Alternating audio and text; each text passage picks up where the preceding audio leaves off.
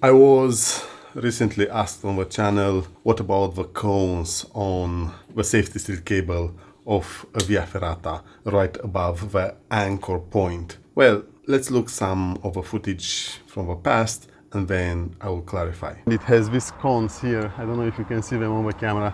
It has them here. Their role is when you fall to protect the carabiners. They don't take that much of fall force, so they are not for that. Their purpose is to protect the carabiners, the angle they drop in. If I have to complain about something on this Via Ferrata, is this.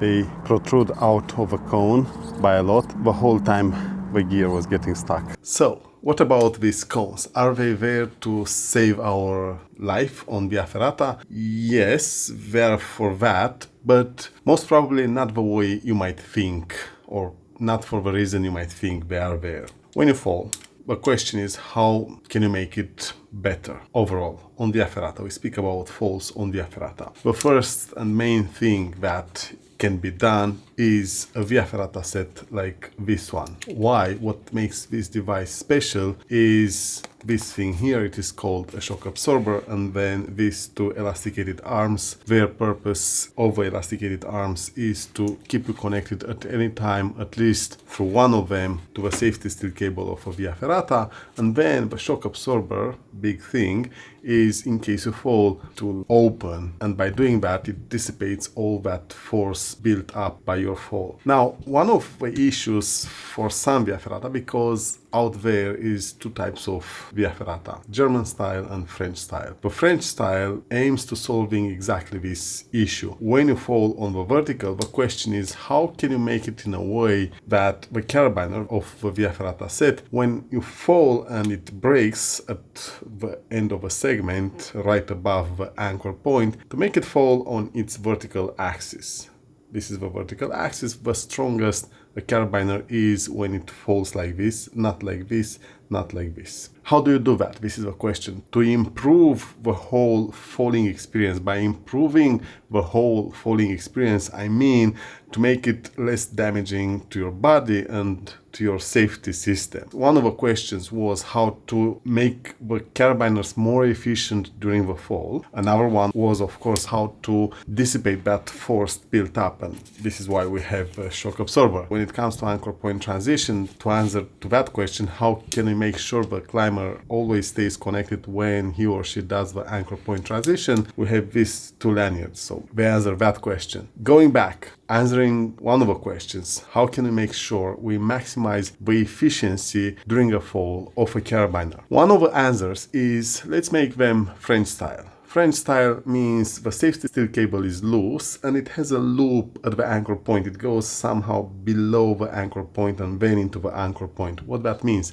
when you fall with a carabiner like this, the carabiner will travel on the cable, on the safety steel cable, and when it breaks on the vertical axis, which is perfect. It is what it is wanted. And that one helps a lot. First of all, to protect the carabiner, and then to how the forces are dissipated in case of a fall. What about the German style Via Ferrata? Because many of them are German style. What is one of the bad things of a French Via Ferrata? The fact that you cannot leverage the safety steel cable. You cannot pull yourself up against it. It goes left, right, it bounces, it is wobbling because it is loose, right? And you end up on your back. Practically an easy Via Ferrata becomes now a very difficult Via Ferrata because that segment on the vertical with a loose cable makes you go on your back, and when you go on your back, that one is an overhang. So for German style, how do you do it? Let's see first what is the problem on the German style Via Ferrata. The German style Via Ferrata means the safety steel cable. I have here the picture that shows the German style and the cone as well. The problem is, on German style Via Ferrata, the safety steel cable is well tensioned. What this means is, between anchors there is no slack into the cable.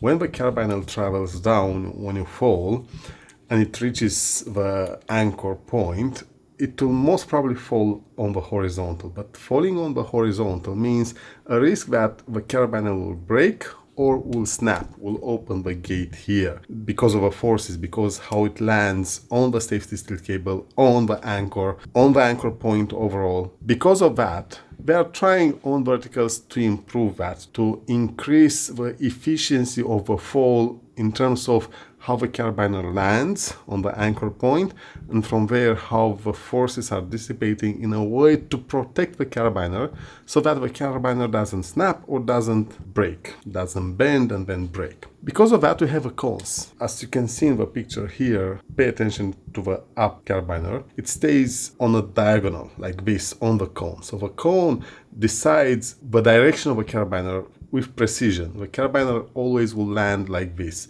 What this means is, for a German style Via Ferrata, it is by a lot improved the efficiency of a landing of a carabiner through the way it sits on the cone when it lands to the end. The cone doesn't absorb that much of the fall shock. Don't think that if I have a cone, all the force will be dissipated through a cone. Yes, the way the carabiner sits on the cone when it lands during the fall, and then it sitting on the diagonal and the cone being of some rubber might take some of a force, might help somehow, but it's not about that force that gets transferred to the shock absorber through the carabiner, through the lanyards. The lanyards extend, your body keeps going down, and then eventually it breaks. When you break, the whole system is stretched to the maximum, and now that force has to go somewhere. It will go in all directions. Some of the force will go through the carabiners, into the safety steel cable, into the cone, into the anchor point, and so forth. Some more force will go through the lanyards. The lanyards will take a lot of abuse during the force, a lot of pressure, and then much more of that force gets transferred to our body through this whole mechanism. And the weakest point that is designed to take force, and the moment it gets that huge force of a fall, it reacts. It reacts by being weak, by deploying. What that means, this shock absorber here, it has some stitches into a web, into a lanyard, and the moment the whole system breaks, because your body has that tendency to keep going down on the Via Ferrata when you fall, the first stopping are the carabiners at the anchor point. In our case here, where we explain the cones, what is their purpose, they will land on the cone like this, and this is where they stop. The moment the carabiners are stopping, what happens? Our body keeps traveling because of gravitational force. If there is no weak link into the system to dissipate somehow that force, to activate itself and deploy under this huge force, something will break. It will be our body, internal injury. It might be the belay loop of our harness. It might be the harness itself. Might be this loop here. Might be this lanyards. Even the carabiners might snap, bend, or break. You never know, because that force tries to go somewhere when it gets built up. This is how the shock absorber deploys, because that force tries to go into the weakest link, and the weakest link is the shock absorber. It is made on purpose like that because we need that to deploy. It's like an airbag. The airbag, the purpose of an airbag in our car is to save our life. Same with the shock absorber, but it is the weakest. By weakest, what do I mean? An airbag will deploy. It is its purpose to deploy when necessary. Same with this. The purpose of a shock absorber is to be the weakest during a fall so that it can deploy. Based on the severity of a fall, this force goes in all directions. And the weakest is the shock absorber. It will deploy, but a lot of force until the shock absorber starts deploying will concentrate onto all the elements of the safety system. It will be the Via Ferrata set, will be the sitting harness, and then of course our body. Even if we have a shock absorber, we will still feel that, because initially, before the shock absorber deploys, that force tries to go everywhere it can, including onto the carabiners. So the carabiners will be under pressure as well, because the force will try to go wherever it can go. If they fall like this without a cone, this is how they will fall onto the anchor point. And if they fall like this, what will happen? Based on how they land, this is where they will usually break on the cable. And then you have the anchor below them, and practically from the half of the carabiner, from the half of a carabiner, they will try to bend. Bending means two things. One, they can break altogether, and the second, while they are bending, the carabiners might snap from the cable, both of them, and then you fall to the ground and die. To avoid that happening, we have these cones. The cones